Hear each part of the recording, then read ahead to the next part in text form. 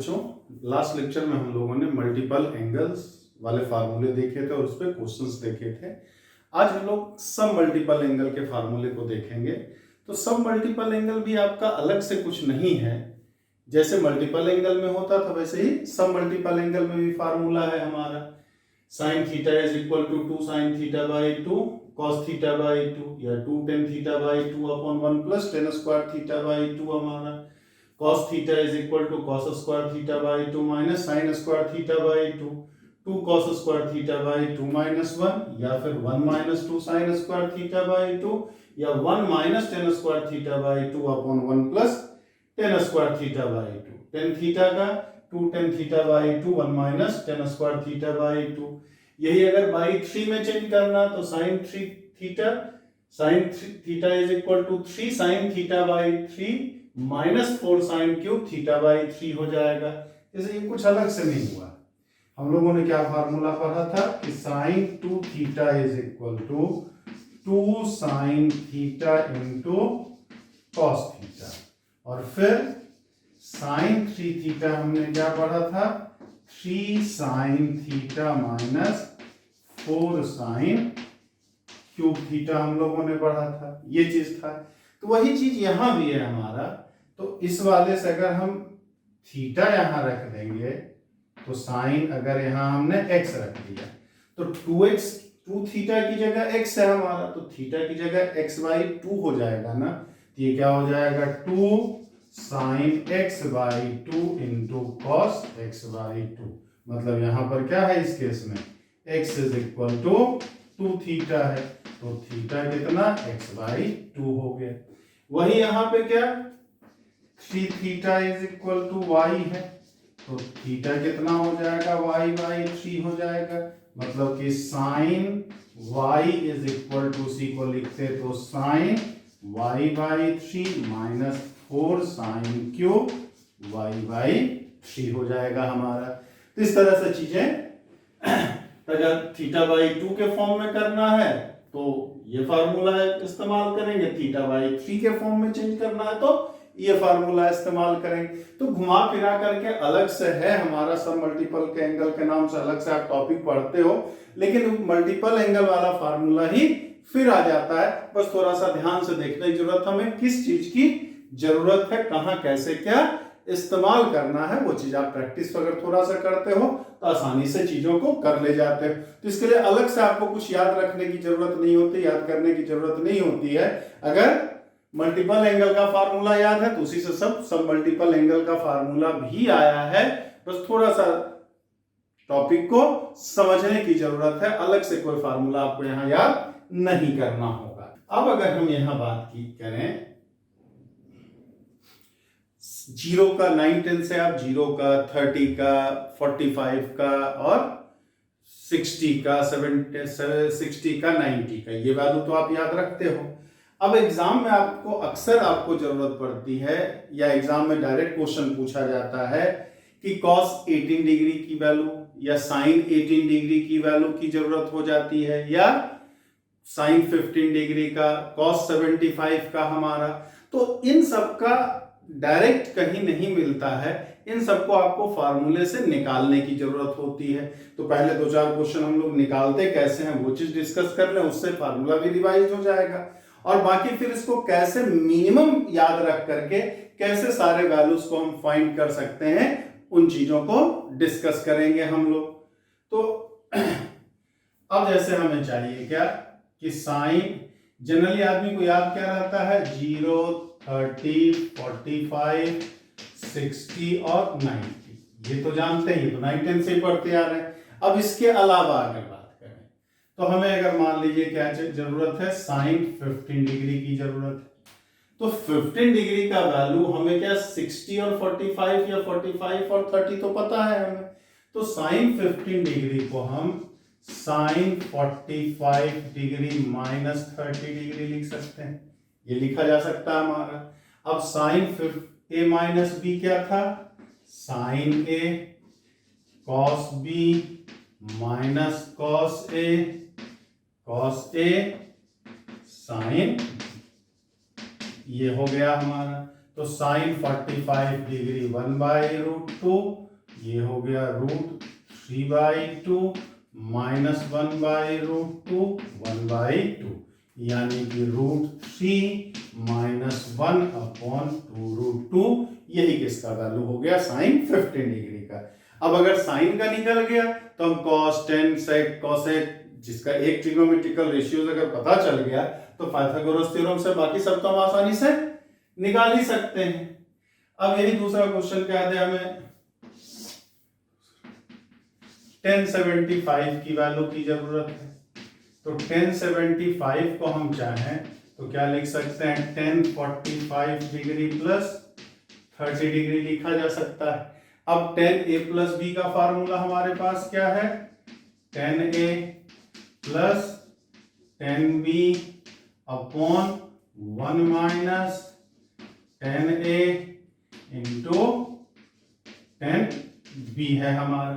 अब tan 45 का value जान रहे हैं 1, tan 30 डिग्री 1/√3, 1 माइनस 1/√3, ये हो गया √3 प्लस 1 अपॉन √3 माइनस 1, या इसको चाहें तो और सॉल्व कर सकते हैं, √3 plus 1 √3 plus 1 upon √3 minus 1 √3 plus 1 लिखा जा सकता है।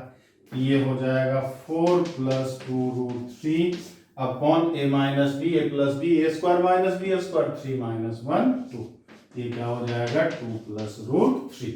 इसका मतलब tan 75 डिग्री का वैल्यू कितना हो गया, 2 प्लस √3 हो गया हमारा। इस तरह से चीजों को हम आसानी से कर सकते हैं। अब जैसे अगले सवाल, अब आपको बताना है फाइंड वैल्यू ऑफ, कर दिया find value of sine 18 degree, sine 18 degree चाहिए हमारा, ठीक।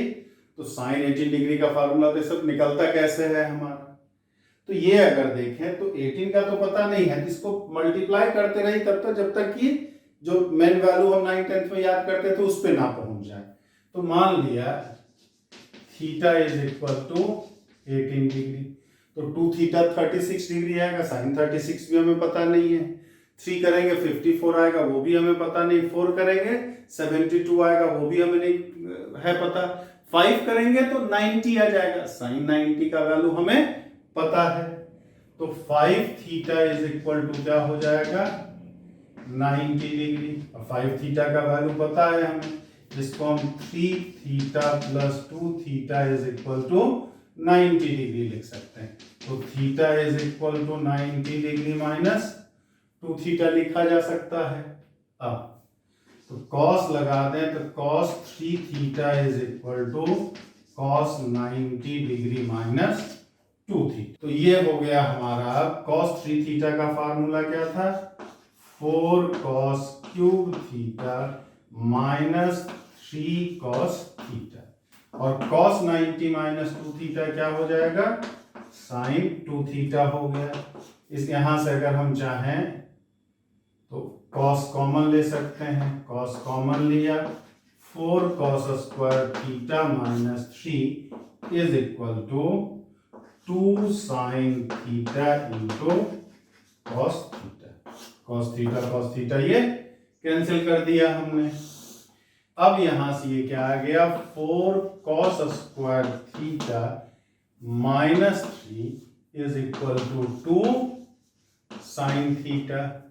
तो 4 cos स्क्वायर थीटा को 1 माइनस साइन स्क्वायर थीटा लिख सकते हैं, इज इक्वल टू ये 2 साइन थीटा।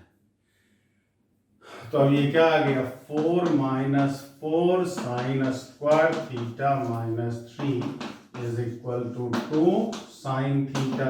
सबको राइट साइड ले जाएं तो 4 sine square theta plus 2 sine theta minus 1 बराबर 0। अब ये साइन के फॉर्म में क्वाड्रेटिक इक्वेशन बन गया हमारा। अब क्वाड्रेटिक ये बन गया तो श्रीधराचार्य के हिसाब से साइन थीटा का value -2 plus minus 4 plus 16 upon 8 आ जाएगा। तो -1 प्लस माइनस √5/4, ये चीज हमें मिला। अब ये बताइए थीटा हमने किसको माना था, 18 डिग्री को, तो 18 डिग्री रख दें, तो sine 18 degree is equal to -1 plus √5/4 और sine 18 degree is equal to -1 minus √5/4, ये आ जाएगा हमारा। लेकिन 18 डिग्री क्या है, फर्स्ट क्वाड्रेंट में, साइन 18 डिग्री का दो वैल्यू आया है, दो वैल्यू तो एक एंगल के लिए हो नहीं सकता है साइन का हमारा, तो 18 डिग्री तो फर्स्ट क्वाड्रेंट में है, तो -1 प्लस √5 तो हमारा क्या है, प्लस में आएगा, लेकिन -1 माइनस √5/4 ये क्या आएगा, माइनस में आएगा, और साइन 18 डिग्री का वैल्यू कभी माइनस में पॉसिबल है नहीं, इसलिए इसको हम नेग्लेक्ट कर देंगे, ये गलत हो जाएगा। साइन 18 डिग्री का वैल्यू जो आ गया वो -1 प्लस √5/4 आ गया। ये समझने ऑब्जेक्टिव में करना नहीं है, इसकी जरूरत होगी, साइन 18 डिग्री का वैल्यू आपको याद रखना होगा, साइन 18 डिग्री का वैल्यू याद रखना होगा हमें। चलिए अगले सवाल पे आते हैं, उम्मीद करते हैं ये चीज आप समझ गए होंगे। अब जैसे आपसे दे दे फाइंड वैल्यू ऑफ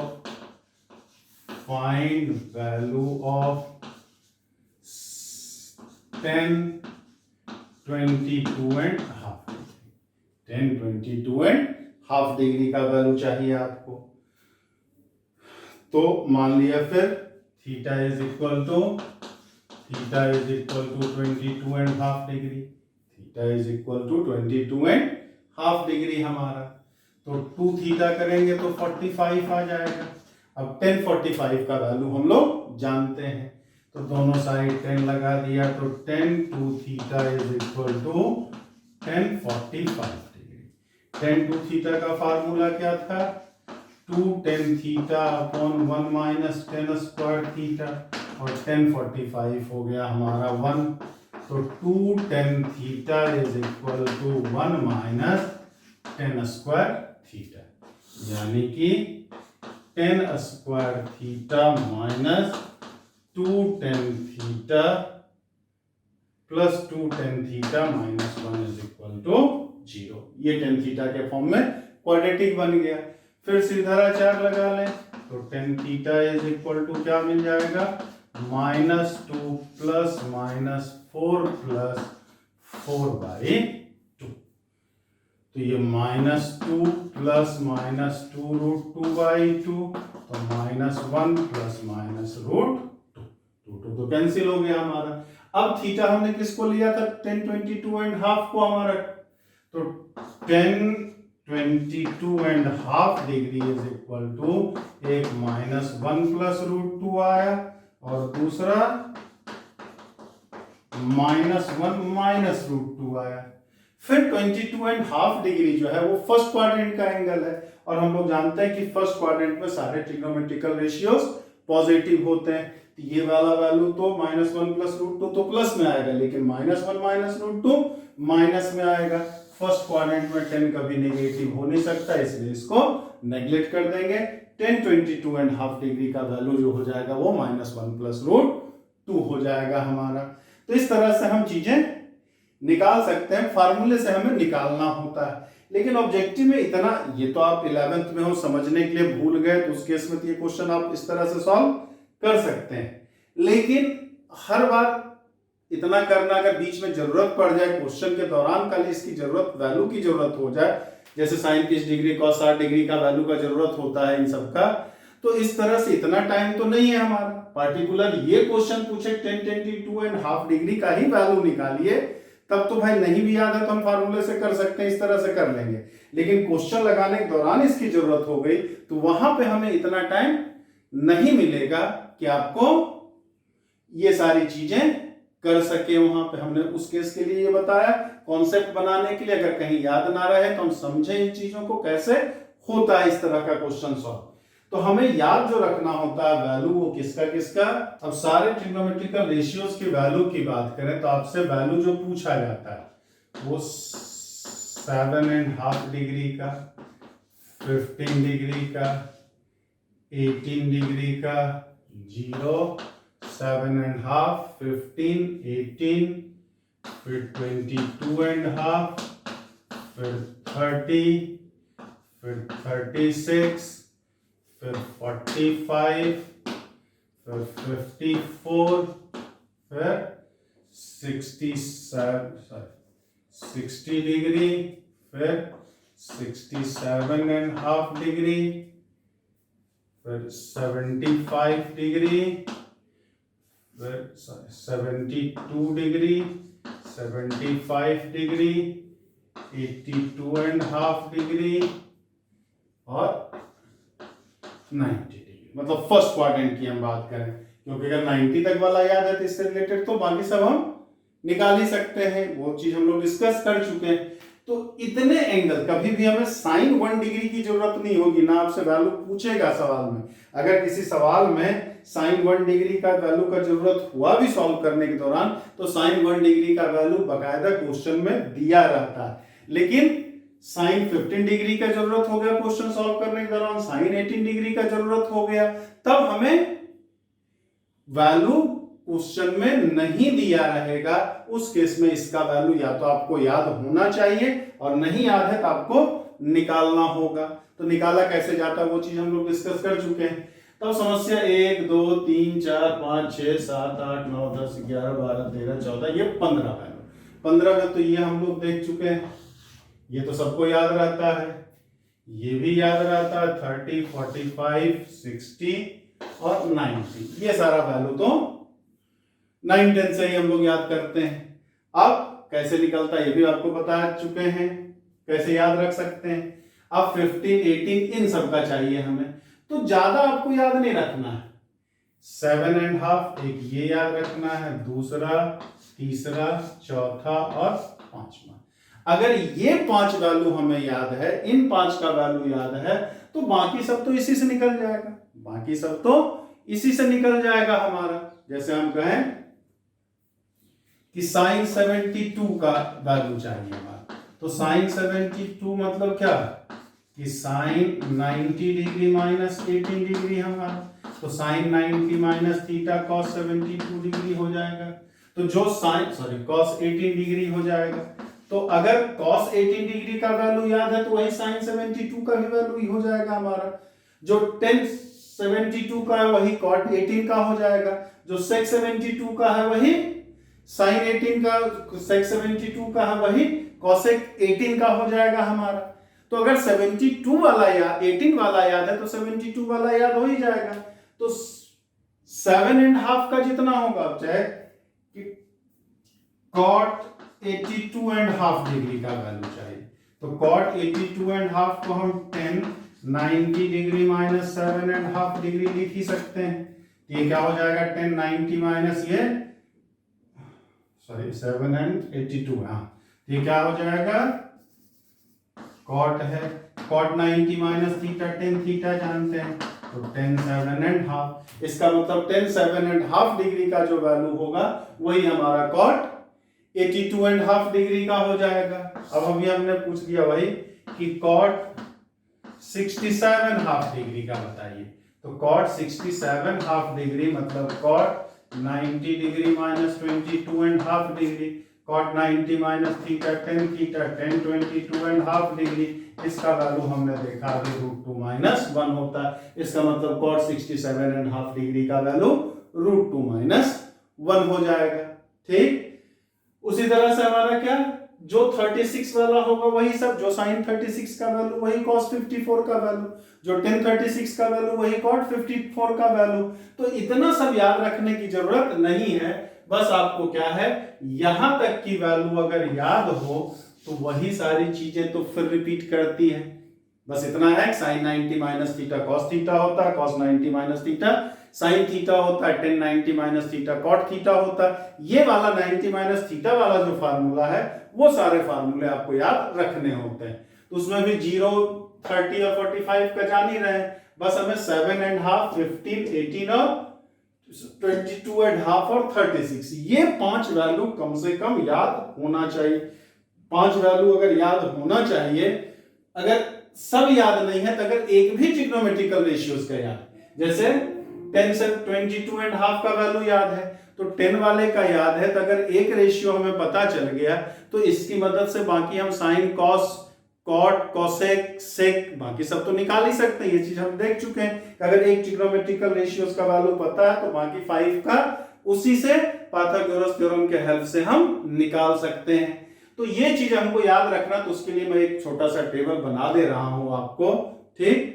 उस टेबल को आप, ये सारे वैल्यूज आपको लिख दिया जा रहा है, बस इतना याद रखना, बाकी सब उसी से निकल जाएगा आपका। तो बस इतना आपको 3 का यहाँ वैल्यू, ये हमारा ट्रिग्नोमेट्रिकल टेबल है, 0, 30 ये सब वाला तो ठीक है। उसके अलावा जो हमें याद करना है एटलीस्ट 7.5, 15, 18, 22.5 और 36 का। साइन का अगर पता चल गया तो कोसेक तो इसी का रेसिप्रोकल हो जाएगा, कॉस का रेसिप्रोकल सेक वाला हो जाएगा और टेन का रेसिप्रोकल कॉट वाला हो जाएगा। तो 3 का याद है, बाकी तीनों तो इसी से निकल जाएगा, इन्हीं तीनों का रेसिप्रोकल हो जाता है हमारा। अब यहाँ जो 7.5 वाला होगा, जो साइन 7.5 का होगा वही कॉस 82.5 का होगा, जो कॉस 7.5 का होगा वही साइन 82.5 डिग्री का होगा हमारा, और जो 10 7.5 का होगा वही कॉट 82.5 का हो जाएगा हमारा। तो 7.5 वाले से 82.5 वाला निकल जाएगा, 15 वाले से 75 वाला निकल जाएगा। वो भी निकालने की भी जरूरत क्या है, डायरेक्ट हमारा कर देंगे कि साइन 15 डिग्री का जो वैल्यू वही कॉस 75 का हो जाएगा, कॉस 15 का जो है वो साइन 75 का हो जाएगा, और 10 15 का जो है वो कॉट 75 का हो जाएगा। 18 वाले से सब 72 वाला निकल जाएगा, 22.5 वाले से 67.5 वाला निकल आएगा, और 36 वाले से सब 54 वाला निकल जाएगा। तो अगर ये 3 का याद हमें रहता है, और ये 5 एंगल 72, 7.5, 15, 18, 22.5 और 36, एटलीस्ट इतना अगर आप याद रखते हो तो ट्रिग्नोमेट्रिकल वैल्यू से रिलेटेड कोई भी सवाल में कहीं कोई गलती होने की संभावना नहीं है। उसमें भी एग्जाम में कई बार पूछ चुका 7.5 का हमारा कॉट 7.5 या 10 7.5, इन सब का वैल्यू कई बार एग्जाम में पूछा जाता है। तो कैसे निकलता है ये भी मैंने आपको बता दिया है, लेकिन निकाल ऑब्जेक्टिव 11th वाले, जो 11th में आप लोग अगर हो तब तो वैल्यू निकालने आना चाहिए, जो आपको बता चुके हैं। लेकिन ऑब्जेक्टिव क्वेश्चन कॉम्पिटिटिव एग्जाम्स में वैल्यू निकालने के चक्कर में पड़ेंगे तो टाइम हमारा ज्यादा लैप्स होगा, टाइम की बर्बादी होगी। तो उस केस में कम से कम ये टेबल हमें याद होना चाहिए। अगर ये याद होता है तो हमारा काम बन जाएगा, कहीं कोई दिक्कत नहीं आएगी आपको। तो ये हमारा ट्रिग्नोमेट्रिकल रेशियो एंड आइडेंटिटीज से रिलेटेड हर फार्मूले को हम लोगों ने डिस्कस कर लिया है।